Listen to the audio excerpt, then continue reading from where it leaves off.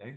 I'm really excited to chat with you. I thought we could, because you and I actually are going to do something that's going to be very exciting. We are going technically on a quest together, On a uh, quest, indeed. on a quest to Copenhagen, and we're going there to share and to learn about solutions to climate change and how business leaders can really lean in, level up on that challenge.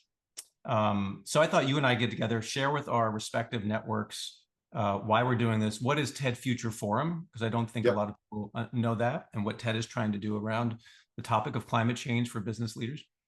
And then I think, you're a prime example of why TED Future Forum exists. You are leveling yourself up, Granger Hmm. Reese up as a firm in an industry it's very innovative and bold what you're doing. So I'd love to hear that story too.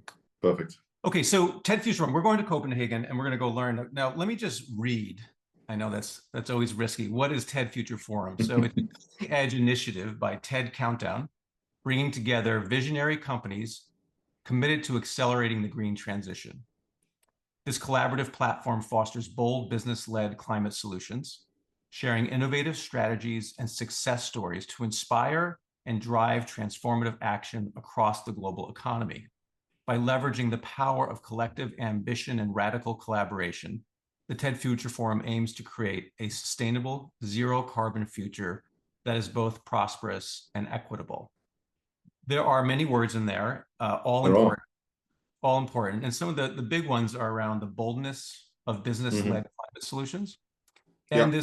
this radical collaboration, I think, and what I'd love to hear from you too, as you think about this, it's very hard for businesses to collaborate with It is. businesses in their industry, let alone across industries. Hmm. And when we go to Copenhagen, we're actually going to, part of why we're going on Quest, we're going to go visit companies that have done this. Maersk, the largest shipping company in the world, collaborating Yeah. with Ørsted, one of the largest renewable energy companies in the world, and coming up with green hydrogen for the shipping industry. It's sort of Yeah. the ambition there. So they're a great example. So that's what we're going to be doing and learning, and then we're going to be reflecting on our leadership as well, and how can we level ourselves up. So A tell lot to me, do. that's a lot to do. Tell me your interest in Copenhagen, Jamie, and then maybe share some of the Granger Reese story, your story, what inspired you to do what you're doing today. Thank you. I mean, I think as you just outlined, the ambition of Future Forum is admirable, complicated, challenging, essential, all of those things. And that spirit of radical collaboration, I love the use of the radical piece in that. For me, that sort of defines pace, it defines ambition, it defines difficult. And, those are all things that are reflective of the challenges that we are all faced with in the world around us. I think if I look at it in the context of Granger Reese, that radical piece is certainly kind of underpinning everything that we do. And it's a great word. I feel like that word has been thought about a lot before it's been used in that context. It's not flippant. It's not kind of marketing jargon. Certainly from what I've seen of what we're going to be doing in Copenhagen, and indeed the things that have been going on in and around TED Future Forum and Countdown and these other things as well, that radical nature, the need to make things different is so fundamental. And that's a huge attractor for me and for us as an organization. Maybe just set the scene a little bit as to who Granger Reese are, because there'll be Yeah, many tell us who Granger that won't Reese have is. come across us. So effectively, Granger Reese is an executive search business. It's headquartered out of the United Kingdom, but we work truly globally. And we specialize, I suppose, in areas which we have been quite purposeful in selecting. So as a business, we've taken, some would say, a bold decision. Some of our competitors would say foolhardy, I suspect, approach to leading everything that we do from a purposeful standpoint. So we believe passionately that organizations, and indeed the people that lead those organizations, are how change will arrive. The pace of change, as we touched upon just a moment ago, is so challenging and so essential that we have to ensure that the people that are running these organizations and businesses, big and small, around the world, are playing their part in pointing towards a better future. And so we've taken the position as an organization that we need to underpin how we go about doing that by putting some skin in the game. And so over the last 2 years, we've been working with B Lab to achieve our B Corp accreditation, and purposely in industries which are challenging. So to be clear, we have picked industries which we believe to be some of the biggest challenges around how that sustainability agenda moves forward. So things like mining and metals, things like real estate, construction, engineering, things like data centers and things of the future, which will become huge users of energy, already are significant users of energy. So we've purposely picked market segments where the opportunity for significant advancement will have a fundamental impact on the world around us. And then to hold ourselves to account, we've gone for the B Corp accreditation to make sure that the governance structure of our business, the very ethos, the practice, the strategy, everything is underpinned by people, planet, profit, so that we're able to really direct our own plans and indeed the way that we engage with our customers in a completely transparent manner, which hopefully leads to some of that change that we're talking about. And that's the driving force for us. So we are driven by this concept of influential change. Behind that sits some technology. And, you know, that's another part of where I feel we are starting to set a slightly different agenda. Technology meaning, I know we've talked a little bit about the AI, the use of AI, but say more about what that is. So, you know, we talk a lot about DEI, and there's a lot of, you know, ESG, all these words and sort of anachronisms that get thrown around, all of which are extraordinarily important, but mean different things to different people and different levels of importance. Everything ranging from a box ticking exercise through to something which fundamentally drives the way you think, behave as an organization.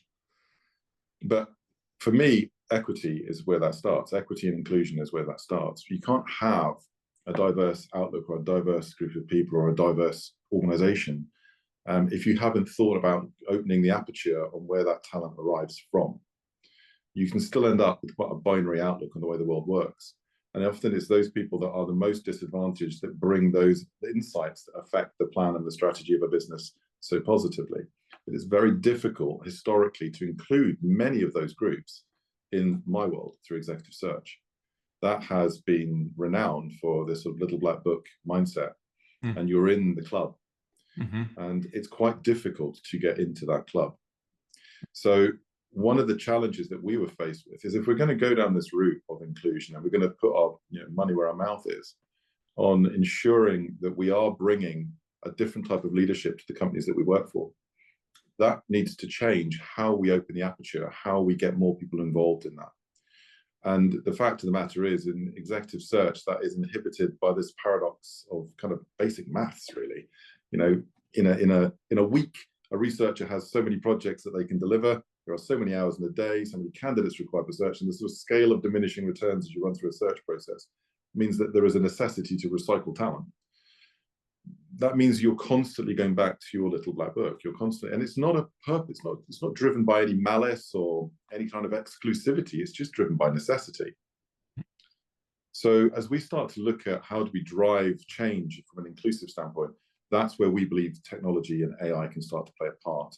Our ability to source, seek, and indeed engage with people en masse, irrespective of their territory, of their language, of their culture, all of those things start to allow us to present a very different approach to research for our clients. So you bring that to the fore. The challenge is that that's terrifying to most clients. I need people who can do what we do. I need people who understand what we do. I need people who look and feel a bit like us. And clients will regularly challenge us on the diversity of our shortlists, but there's a sort of it's like an elastic band that you pull so far and eventually it springs back to where it once upon started. We have to try and help our clients to manage that. And the way to do that is by managing and mitigating the risk of going wider in that research, to be much more prescriptive and much more analytical in the way that you're assessing what that risk looks like so that you can allow them to make a more informed decision. And so again, that's another part of the development that we're looking at for technology and AI standpoint. How do you start to control that risk by being a bit more predictive in the likely outcome? So what's interesting about what you're saying is you've really, yourself as someone who started the firm itself and what it does is integrating into itself this leveling up of leadership on both the sustainability and climate side, And now, as you're talking about leveraging technology to ensure more diverse slate of candidates for your business, which, we were thinking a lot about this, how separate we have kept things that relate to these societal benefits. We've kept them on the ESG category, or before that, CSR, corporate social responsibility. It's something we might donate money to from a fund, from a foundation that we set up, as opposed to integrating into actually who we are as a business. Exactly. And that you can win on both. You can win on the societal benefit because you're actually creating real value, and you can win on the business performance side as well. So do I have that right? And then what got you to that too? I'd like what was the moving force in you that said, I'm going to go after this? Because that's not easy. So I joined Granger Reese 2.5 years ago. It was founded by somebody else who set that agenda as always being a slight protagonist in the marketplace. So Granger always historically been slightly different to the norm. I think that the thing that led me to them, aside from that sort of naturally disruptive nature, which appealed to me, was having come from one of the bigger firms and having looked into how, what was, one of the major players was able to use that position to influence some of that transformation I believe executive search needs. It seems crazy to me that it's a 70-year-old industry that effectively still delivers the work in the same way it did 70 years ago. There's very few industries that have managed to protect themselves in that way. But I think the thing that's interesting is, serendipity played a part for sure. There was a bit where I left thinking that the solution was a technological one, that it was about being able to be broader in your thinking because of your scalability through technology. But the timing of that landed right in the middle of COVID. So I spent my 6 months gardening leave literally sitting in my garden because I couldn't go anywhere else. And it was an opportunity. I suppose it's one of those things you don't really get a chance to do in most careers. We actually properly stop, pause, and reflect. And as I kind of went through the thinking of what was about to come next and the excitement of what was about to come next, putting into play all of these ideas I'd had around technology and how we're going to really shape things up, I had a bit of an epiphany, I suppose, in that where I got to was search had kind of lost its way and it had lost sight of its true purpose. Executive search done well has a truly disproportionate impact on the world around it. Its ability to influence outcomes, major outcomes, through the people that it places into these organizations is huge. And the question I kind of got to was, are we being thoughtful enough about that? Or are we just transacting? And as lucrative as that transaction might be, there is a kind of a responsibility in my mind on search firms to be more purposeful in the way that they wield that enormous responsibility. And that was really where it kind of then reflected and we started in a different place. So the first thing we did when we got in and we started to look at the next phase of Granger Reese was to think about what are we trying to actually achieve here? And this is where this concept of influential change arose. And what are the guiding principles that are going to help us together? Not values. Values are what my parents give me, but guiding principles that will hold us true. And then underpinning that, how do we really, really ensure that we don't just end up in some kind of fuzzy marketing exercise here, and then actually there's some, where the rubber hits the road, there's some consequence. And that's where the governance that comes with B Corp kind of comes into play, along with the fabulous people that we've had come and join us that were already in the business, all of whom are committed to the outcome and hold us to account every single day. So I suppose that when you put all of those things together, at times that can also sound a little bit kind of kumbaya, and we're all sort of a little bit evangelical about this. But what we've got to is that doesn't get things done. That's not going to be enough. With the greatest will in the world, wanting to do good isn't enough. You have to do good, and you have to be really purposeful and passionate and driven. And if you do all of those things, you might be lucky enough to do good. And that's the kind of position that we got to. And the consequence, I have to say, has been fantastic. The clients that we work with, the industries that we operate in, some have said to us, this is just not for us. We don't want you to be so pushy and frankly activist in your mindset around how you're going to build our shortlists. We just want people that are great at what they do in the industries that we operate in. And that's fine. That's each to their own. That's not us. So where clients think we really do want to do better at this, we really want to be a bit more brave, frankly, they've really lent into what we're trying to do, and we've built some fantastic relationships. What have you learned about leadership as you've done this, as you've narrowed yourself into a sweet spot? Yeah. So you see who you bring forth. I guess you part of each of those executives' individual brands are around, sustainability, climate, maybe Yeah. even diversity and equity and inclusion. That's part of their brand, and the companies that sign up with you, it's also part of their brand. Yeah. And then those who don't, like, so what have you learned about the world right now, where we are, as you kind of see those who kind of want to sign up and those who don't? Is it encouraging to you, the amount of uptake? Is it discouraging? I mean, I'm an eternal optimist. So I see even the discouraging bits I see as an opportunity. I think what we're seeing is there's a definite trend. We've gone through a phase where people don't care, to a phase where people, oh, I probably should care, to a phase of I have to care because my investors now really care about this, to a point of I think we're transitioning now into actually the more I look at this, the more I see commercial opportunity if we do this right. So I do feel there's a definite movement in mindset towards the importance of this. It's not something that's being done to them so much now. It's something that they have to get on board with. It's like any good market shift. If I'm not in that part of the market, I'm a loser.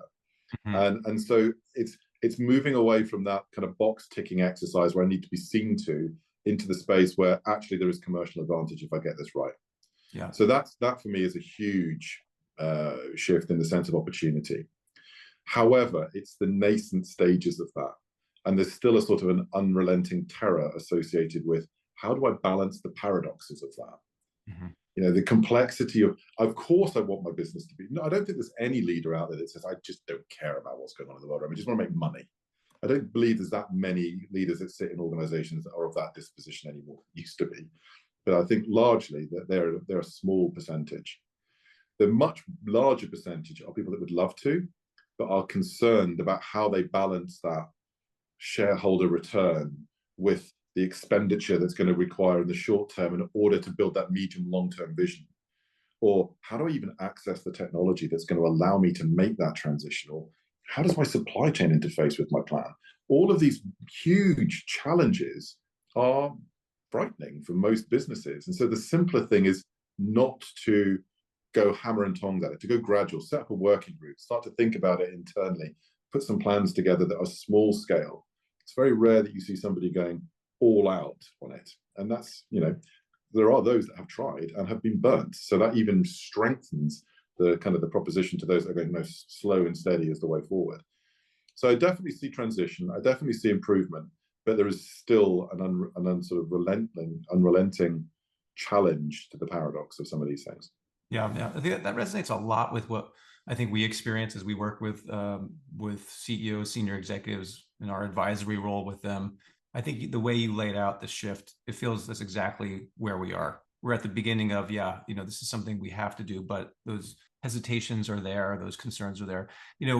As we think about sort of wrapping up our conversation too, we're going to meet Jim Hagemann Snabe, who was the former CEO of Maersk, the largest shipping industry company in the world. He's now I think he's the chairman of the board of Siemens, but he likes to talk about dream big and then sweat the details. And there is something about that duality of being bold, which often comes from a place inside, I think, someone, to then literally sweating the details. To your point, it's these are deep supply chain complications, or they are, how do I actually make the algorithm of capital layout and returns over time in the short, medium, and long term. And those are very, very hard, complicated problems to solve, but it requires the boldness and the sweating the details. I think he really captures that well. So I'm looking forward to learning more from him and others attending. So fantastic. So you ready? Are you excited to quest in Copenhagen? I'm excited by the very virtue of the fact I'm going on a quest, first and foremost. I can't say I've ever been on a quest before, so I'm quite looking forward to that in itself. But I mean, joking aside, one of the wonderful things about doing what I do, and I suspect the same for you, is you get to spend time, you're paid to go and sit with incredibly experienced, incredibly smart people in this multitude of different industries and listen. And I think that's an extraordinary thing to be able to say is your job. So I'm very much looking forward to doing that, absorbing, listening, learning from this extraordinary group of people that we're about to meet with from a very wide and eclectic mix of businesses, and indeed internationally as well. So these are the moments where the little spark flies and something exciting is born. Yep, feel the same way. And our collaboration and partnership with TED has only yielded that. I've seen the fruits of the labor of Countdown and now Future Forum, even in its young stage that it's in. It's this pollination that occurs, these connections that occur, ideas that occur that are very powerful. So we're excited. So we'll see you in a couple of weeks. Looking forward to it. We're doing this.